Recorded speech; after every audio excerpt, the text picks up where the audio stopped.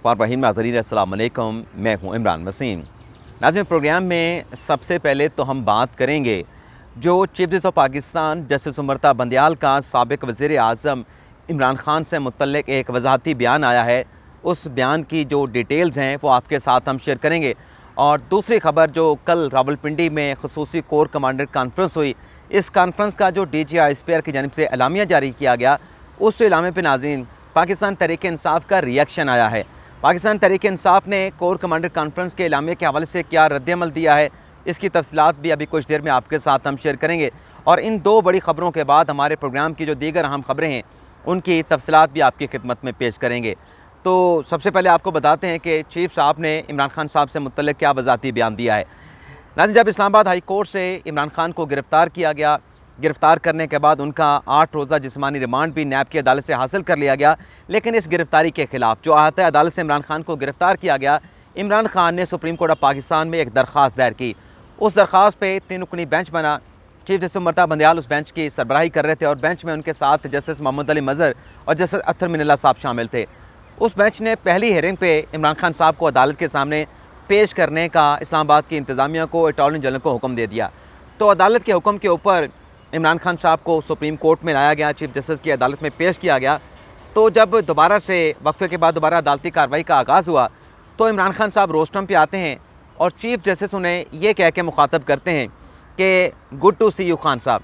तो ये जो चीफ साहब का जुमला था इमरान खान साहब को खुशामदीद कहने का, और जब अदालती कार्रवाई का इख्तिताम हुआ तो wish you best of luck भी इमरान खान साहब से मुतल्लिक़ कहा गया। यानी ये जो चीफ साहब के तारीफ़ी कलमात थे इमरान खान साहब से मुतल्लिक़, इन पर जो हुकूमती इत्तेहादी सियासी जमातें हैं और सोशल मीडिया के ऊपर जो है चीफ साहब को हद पे तनकीद बनाया गया और ये कहा गया कि एक मुलज़म को, जो कि नैब के करप्शन केस में मुलज़म है, जिसे गिरफ़्तार किया गया, जिसका जिस्मानी रिमांड भी है, और ये भी कहा गया कि हो सकता है इल्ज़ामात दुरुस्त साबित ना हो आगे चल के, लेकिन जब उन्हें गिरफ़्तार किया गया, उनका जिस्मानी रिमांड हासिल कर लिया गया, तो चीफ जस्टिस अगर मुलज़म को गुड टू सी यू कह के मुखातब करेगा तो ऐसे जजेस से मुतल्लिक़, ऐसे मुनसब से मुतल्लिक़ जो है वो जानिबदारी का एक इंप्रेशन जाएगा। तो आज सुप्रीम कोर्ट ऑफ पाकिस्तान के कमरा अदालत नंबर 1 में एक वकील हैं असगर सब्ज़वारी साहब, वो चीफ जस्टिस की अदालत में पेश हुए। ग़ालिबन बड़े अरसे के बाद अदालत में वो पेश हो रहे थे चीफ जस्टिस के सामने। तो चीफ जस्टिस ने कहा कि गुड टू सी यू अपना असगर सब्ज़वारी साहब, बड़े अरसे के बाद आपको अपनी अदालत में देख रहे हैं। और फिर चीफ साहब ने यह कहा कि मैं तो हर उस बंदे को जो इतने अरसे के बाद मेरी अदालत में आता है या मैं उसको देखता हूँ तो इसी तरह से उसको मुखातिब करता हूँ, लेकिन मेरे ये अल्फाज इस्तेमाल करने के ऊपर मुझे मुरद इल्ज़ाम ठहराया गया। एग्जैक्टली चीफ साहब के अल्फाज क्या थे, मैं आपको पढ़ देता हूँ।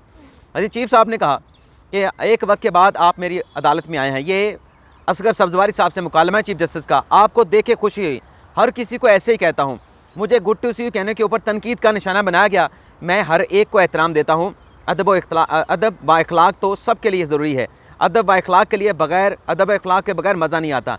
तो ये चीफ साहब ने जो उन्हें टारगेट किया गया, जो उनसे मुतल्लिक़ जो है वो तनकीद की गई कि चीफ साहब को ये अल्फाज नहीं इस्तेमाल करने चाहिए थे, तो उस पर चीफ साहब का पहला वज़ाहती बयान कह लें, पहला रिएक्शन कह लें, तो चीफ साहब ने इसके ऊपर अपनी जो है वो खामोशी को तोड़ा है।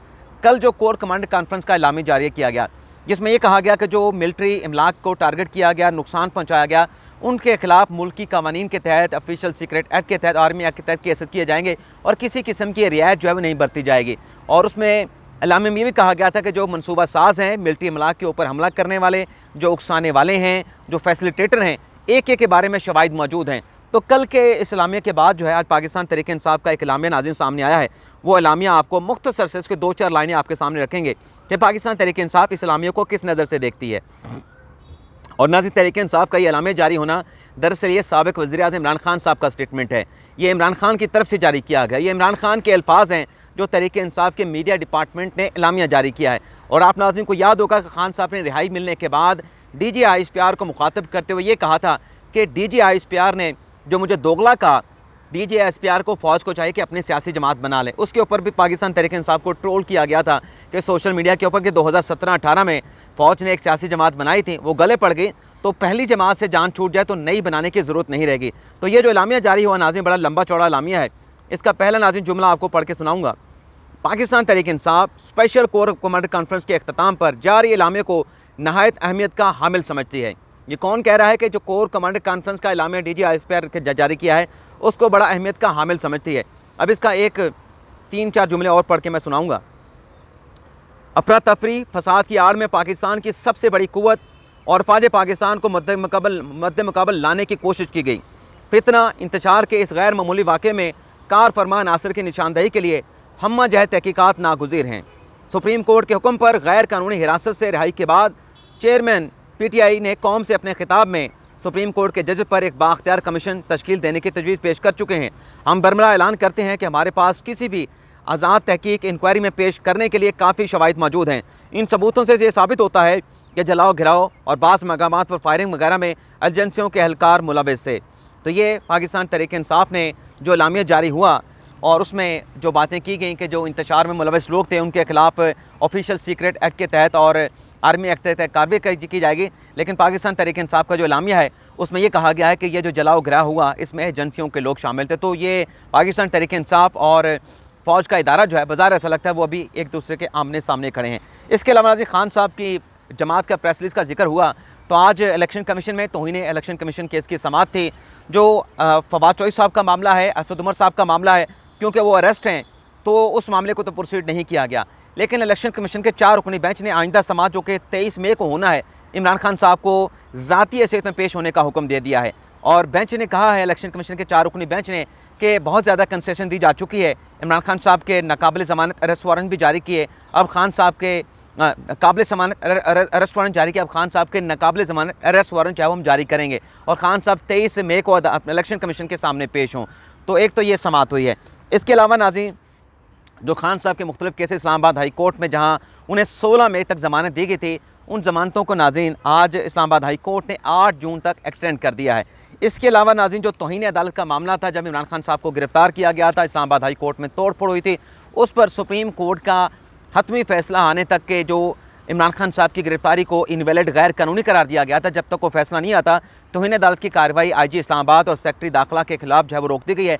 लेकिन जो मुकदमे का इंदराज करने का हाई कोर्ट के चीफ जस्टिस ने हुक्म दिया था कि जो तोड़ फोड़ हुई है उसका मुकदमा दर्ज होना चाहिए, उस पर अदालत ने शदीद तशवीश का इज़हार किया कि अगर मुकदमा दर्ज करने का हाई कोर्ट ने हुक्म दिया है तो ये मुकदमा दर्ज होना चाहिए।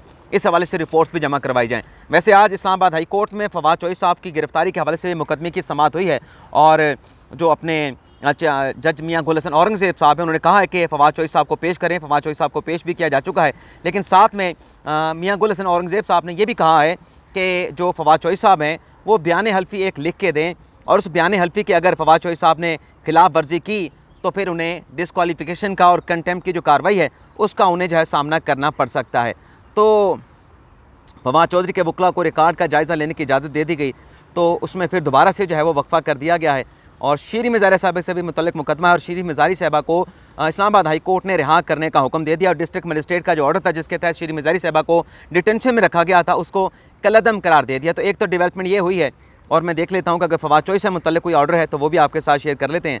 वैसे अभी तक तो डेवलपमेंट ये है कि फवाद चौधरी साहब जो हैं वो जो हैं उनका केस में जो है वो वक्फ़ा कर दिया गया है। दोबारा समाअत शुरू हो चुकी है और बाबर वान साहब रोस्टम पे आ चुके हैं। इस केस में फर्दर कोई डेवलपमेंट हुई तो अगले व्लॉग में आपके साथ शेयर करेंगे।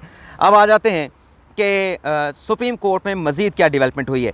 दो अहम खबरें, लेकिन उससे पहले अल कादर यूनिवर्सिटी का जो केस है इमरान खान साहब के खिलाफ जिसमें उन्हें गिरफ़्तार किया गया था उसमें नाज़रीन एक नया मोड़ आया है। इस केस को जो नाम दिया जा रहा था वो अल कादर ट्रस्ट यूनिवर्सिटी मुबैना करप्शन का नाम दिया जा रहा था, लेकिन इस पर कल नैब की जानिब से तर्जुमान की जानिब से कलामिया जारी किया जिसमें यह कहा गया कि ये अल कादर ट्रस्ट का केस नहीं इमरान खान और उनकी अहलिया बुशरा बीबी के खिलाफ, बल्कि ये अख्तियारात के नाजायज़ इस्तेमाल का और ज़ाती फ़ायदा हासिल करने का केस है जिसको प्रोसीड किया गया, जिस पर इंक्वायरी की गई, जिस पर तहकीकात की गई और इसको 3 इसमें अहम चीज़ें हैं जो नैब के एलामी में कहा गया और मुख्तलिफ ज़राए भी नैब के बताते हैं कि इसमें एक पॉइंट तो ये है कि जो 190 मिलियन पाउंड बरतानिया से पाकिस्तान को मिले वो पाकिस्तान के ख़जाने में वसूल नहीं हुए। तो ये 190 मिलियन पाउंड जो है अदम वसूली का केस है।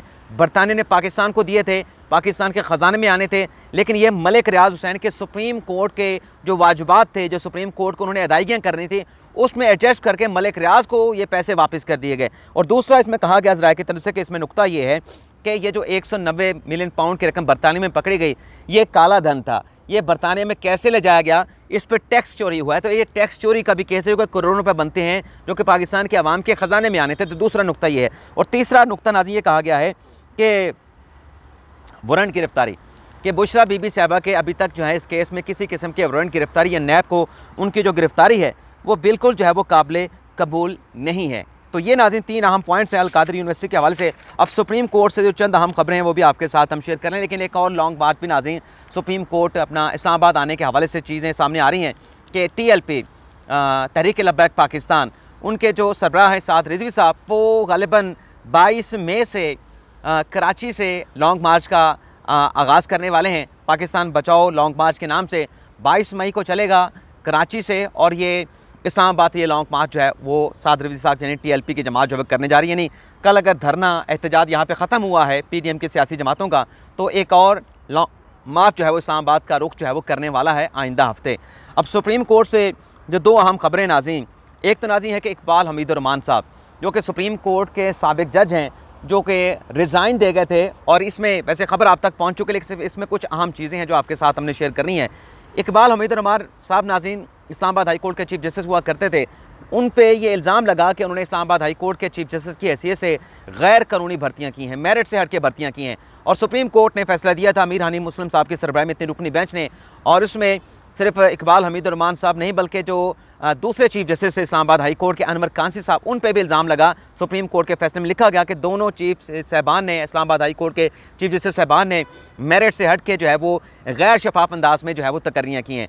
तो जब ये फैसला सुप्रीम कोर्ट का आया तो इकबाल हमीदुर रहमान साहब वाहिद जज थे जो सुप्रीम जुडिशल काउंसिल में सुप्रीम कोर्ट के इस फैसले के बाद रेफरेंस दायर होने से पहले ही अपने ओहदे से रिज़ाइन कर गए थे, और ये कहते हुए कि मेरे वालिद साहब इकबाल हमीदुर रहमान एक बड़े पाक दामन जज थे, बड़े क्रेडिबिलिटी वाले जज थे, अच्छी साख वाले जज थे, लोग उनको अच्छे अल्फाज के साथ याद करते हैं। तो मेरे ऊपर इल्ज़ाम लगा है, तो मैं बतौर सुप्रीम कोर्ट के जज की हैसियत से कंटिन्यू नहीं बल्कि रिज़ाइन दे रहा हूँ। चंद रोज़ पहले सुप्रीम कोर्ट में मुकदमे की समाअत के दौरान चीफ जस्टिस ने भी इकबाल हमीदुर रहमान साहब का जिक्र किया था, तो उनका नाम आया कि उन्हें वफाकी शरई अदालत का चीफ जस्टिस बनाया जाए।